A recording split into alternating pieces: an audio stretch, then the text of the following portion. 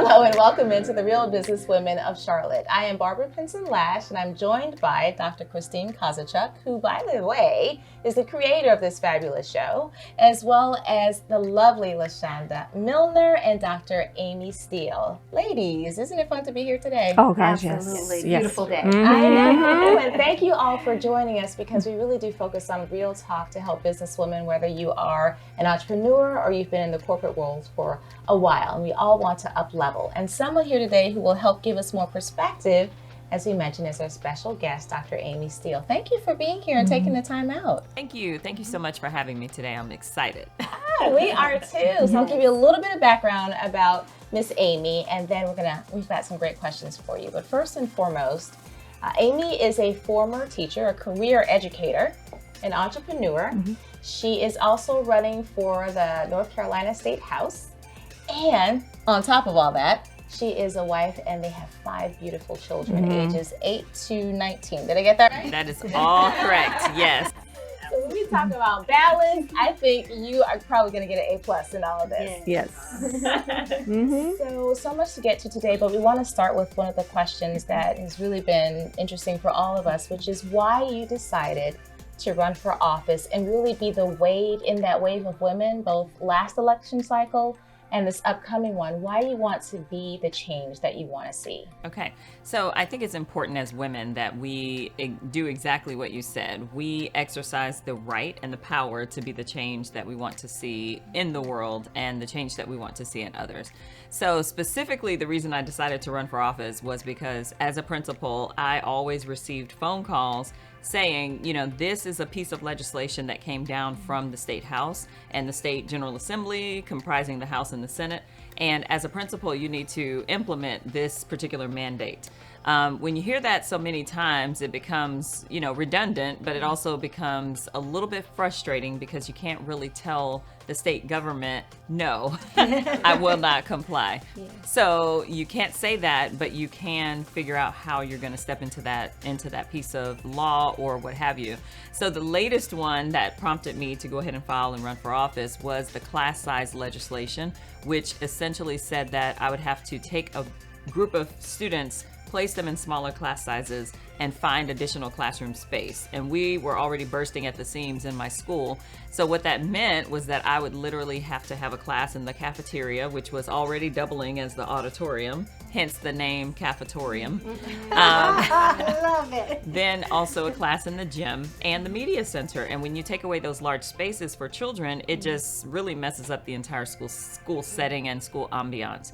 Additionally, I was going to have to make a music teacher travel as well as an art teacher. So if you can imagine a teacher traveling on a cart to a mainly outdoor, entry type school, it was just not ideal. So I got so frustrated. I said, someone needs to fix this.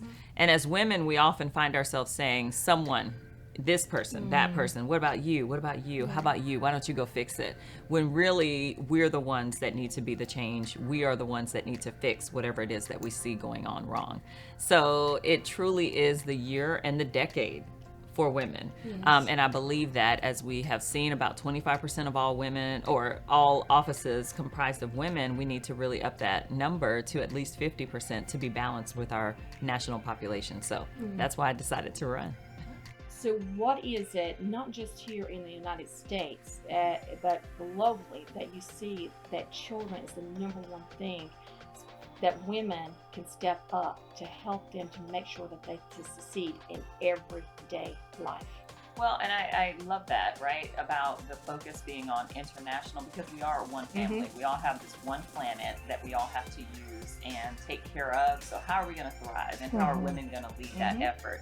Well, one of the things that I see that women can do is literally empower the next generation and empower one another. So I was recently talking to a friend, and she wanted to do something that she felt was, in her eyes, unable to be accomplished by her.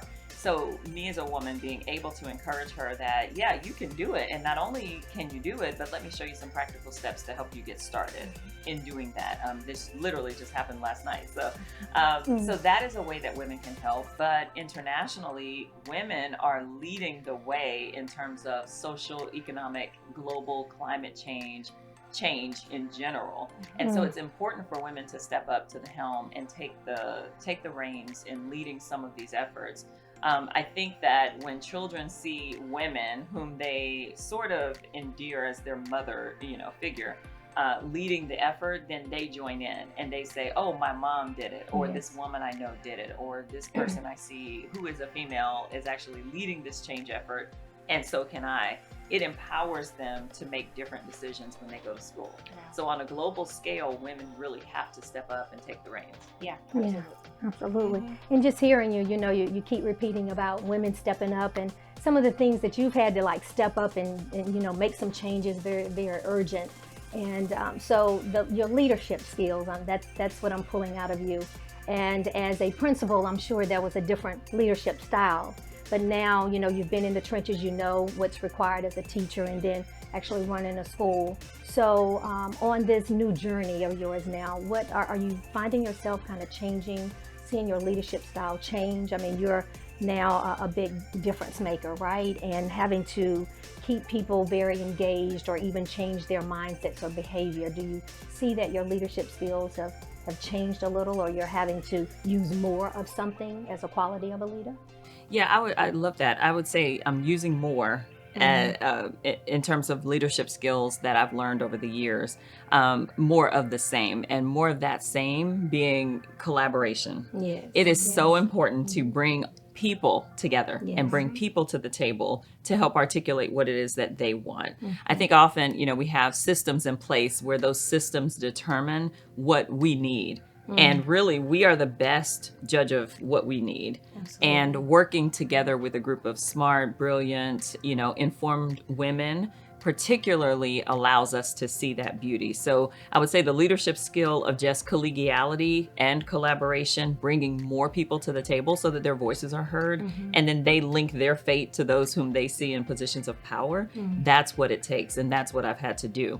I remember distinctly just going into this space of knocking on doors for the campaign, and I thought, this is just like, door-to-door sales, but we're not selling anything. We're just getting the message out and making sure people know you're worth me coming to your home. Like, I value you and I see you and I know your address and I'm coming to give you a message. And so it takes away the social media aspect, it takes away the impersonal aspect, and it makes it very personal. And when you do that as a leader, people know how much you care. Yes. And once they know how much you care, then they'll care about what you're doing. Absolutely. Building that relationship. Absolutely. Speaking of relationships and collaboration, as we mentioned, you and your husband have 5 children. You guys have been married for a number of years. Yes. And, talk about that from the standpoint of not necessarily balance. I think we throw that word around a lot and not necessarily understand what we're trying to accomplish with that. But really, I want to know, how do you keep your family encouraged with all the little things that your children find important, that your husband finds important, but still find the time to be out, not only in your new endeavors, but as an entrepreneur? How do you put those in place, but still nurture those who are the most important around you? Yeah. So again, as women, and I say that often because, we're all women here, but as women, we tend to put the needs of everyone else before ourselves, right? And so what I did that for many years, for probably 10 years. I've been married 21 years. So 10 years in, I was putting everything before me, and not in a selfish way, because you can put so many things and so many people and so many opportunities before taking care of yourself, like that self-care that we hear about and talk about when you also talk about balance. When you put all those things before taking care of you as a person, then what it does is it helps to plant a seed of bitterness, and that bitterness roots up, right? And it's deep rooted. And sometimes we don't even know why we snap or why we're so upset, and it's because we haven't taken care of ourselves. So the number one thing that I've started doing in the last 11 years, especially during my marriage, is making sure I look out for myself and my needs, and then I also take care of my family. So I schedule myself sometimes first, and then schedule everyone else.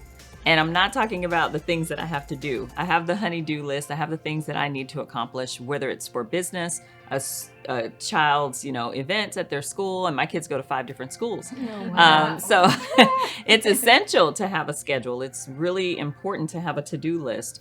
But if I don't put myself on the to-do list in the top 10% of my time, then everyone will suffer.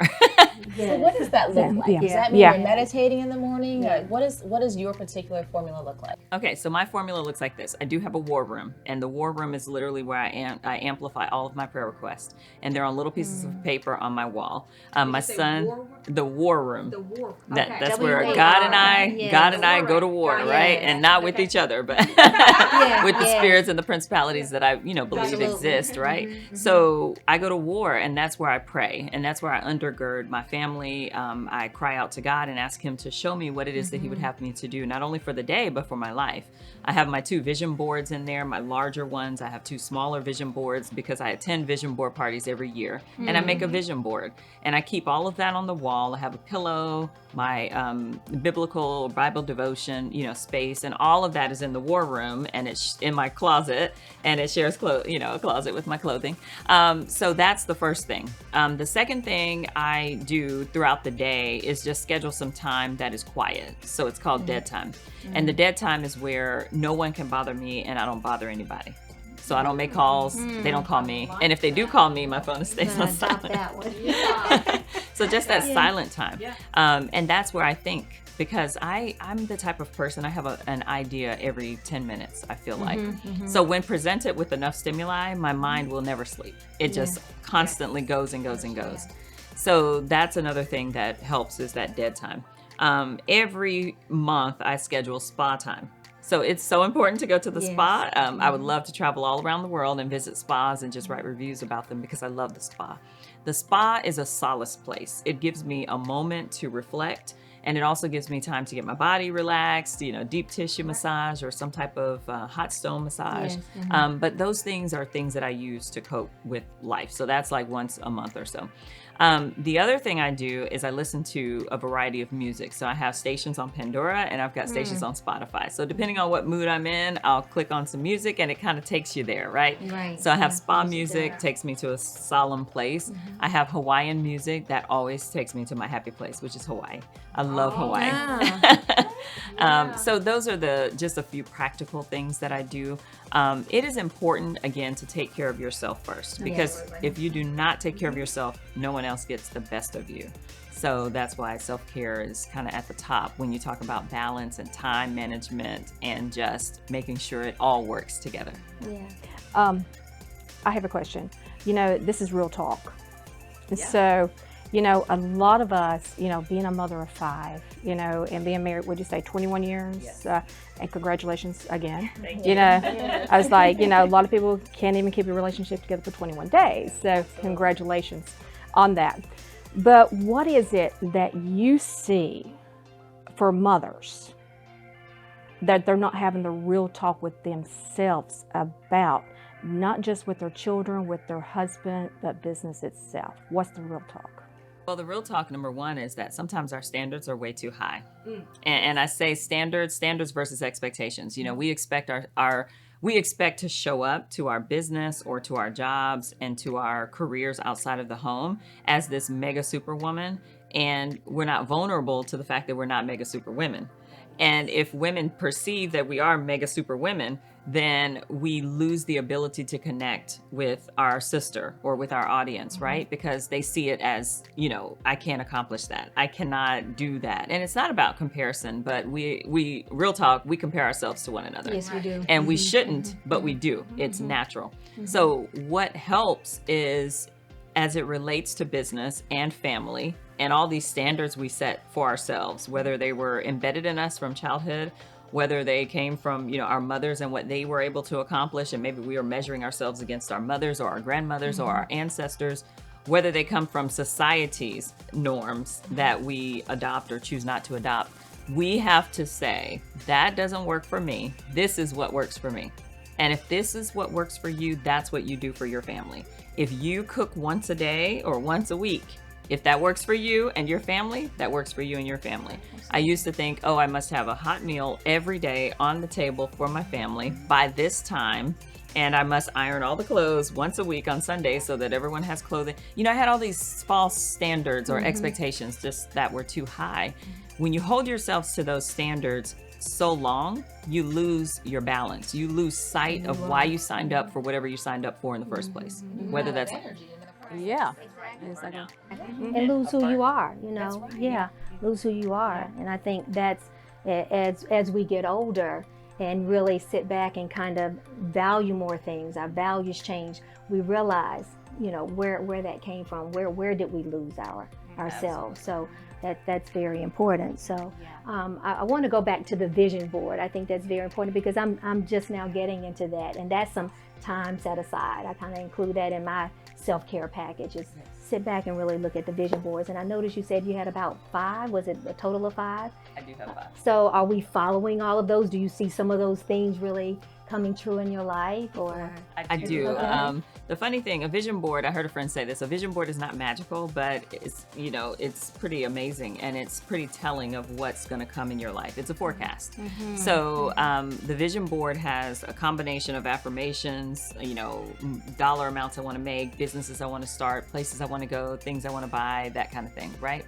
But I've seen the evolution of my business, of my vision board, going from one place mentally where I was focused on maybe the material things to now quality of life and how I want to spend my time, not so much what I want to buy. And so I've seen an evolution in the vision boards, which is why I keep them before me, because it helps me to visualize what it is that I want. So it's super important to create that vision, to have goals, and to know what you're going for. But then it's also important to grow and develop over the years, because some things that were important to me 5 years ago are no longer important. That's right. And I've seen things come off the vision board, like travel locations. I've seen businesses started that I've envisioned 5 years ago. I've seen cars purchased, you know, those kind of material things. But the vision board is essential. Right. good. Yeah. Guide. So we're going to shift it a little bit to some fun facts. So we're going to learn some fun facts about you. So this is one of my favorite parts of it. Real talk. Yeah, real talk. So one of the fun facts is if you had a dream home and you wanted it in the country, you wanted it in the city, or you wanted it on a Caribbean island, which one would you want? I would want it in the city. Okay. I like to be close to things. And why? Why? Because I love the hustle and the bustle. I enjoy that kind of, lifestyle, or, all of that. I do like the country living as well, but driving, I feel like driving sometimes is a waste of time. So I can't see myself driving a whole distance, a long distance. So I would say in the city. City. Okay. That's the it. driving one. That's why I catch up on all my podcasts or books on tape. Yeah. I love, that's what I try and use that time for, or music, to kind of shift the mood. But another fun fact question. If you could have unlimited wealth or unlimited knowledge, which one would you choose and why? I would choose unlimited knowledge, because unlimited knowledge allows you the opportunity to create unlimited wealth, period. When you know what to do, you will do it if you have the drive, the belief, and the vision. So you need that knowledge, but you also need the ability to cultivate your stuff, right? Cultivate who you are and what you're asking for. It is so important that we use the knowledge that we're given to actually create something, because what I find is you can go after knowledge and get a lot of it, but if you don't put any action behind it, and if you don't have the belief that you can accomplish what it is that you say you want to accomplish, then it's worthless to have so much knowledge. So. Awesome. Well, we have truly enjoyed you today. I'm very intrigued by you. I mean, you're definitely, when I read your bio, and of course being a mother of 5, I can only imagine that. I'm only a mother of 1, and I'm trying to do the best I can with that. But just very intrigued with you. Appreciate you coming to speak with us and having that real talk, letting us know who you really are, all that you're doing, and having a heart for the community. For women, and you're definitely the example of a woman that's leaning in as Sheryl Sandberg says, you know, you're leaning in, you're being that woman, you're showing the business side of you, you're showing the leadership in you, and also making us aware that we can do it all, but we don't need to be it all, right? The mega woman. So you're a prime example. We know you have really impacted our viewers today. And is it one last thing that you want to share with us? Like maybe, I take this from Barbara, the legacy question. What is the legacy that you want to leave behind? I think the legacy I want to leave behind is truly that of empowerment. My mother empowered me. She had a series of statements, and all they said were you can be anything you want to be, and you can do anything you want to do, and you can go anywhere you want to go. And I believe that. I believe that from my formative years all the way to now. So when I see an obstacle or face a challenge, I have her words resonating in my mind. You can do anything, you can be anything, you can go anywhere. And that just makes me feel amazing. So no one can take away those affirmations that are in my psyche. So I would say for everyone, make sure you are passing on those words to someone else, because for some, they take the words, they push them inside, and they come out and they manifest for years and years and years later. So it's super important to empower one another. That rooting that you talked about earlier, replace the bitterness roots of, you know, trying to do too much and feeling that resentment with those affirmations. Simone and I do those in the morning. She does two and I do two, and then we end with one together where it says, we are uniquely exquisite. And she came up with that at 7 years old. So. Love it. Kids are amazing, as you know. That's where your heart is. So again, we thank you, and our viewers, please look out for the episode and subscribe, and view us on Facebook, like us, and view us on YouTube. And again, we thank you. Thank you, Aimy, for joining us, and we look forward to having you back very soon to see the progression and hear the success. Awesome. Thank you. Thank you for joining us.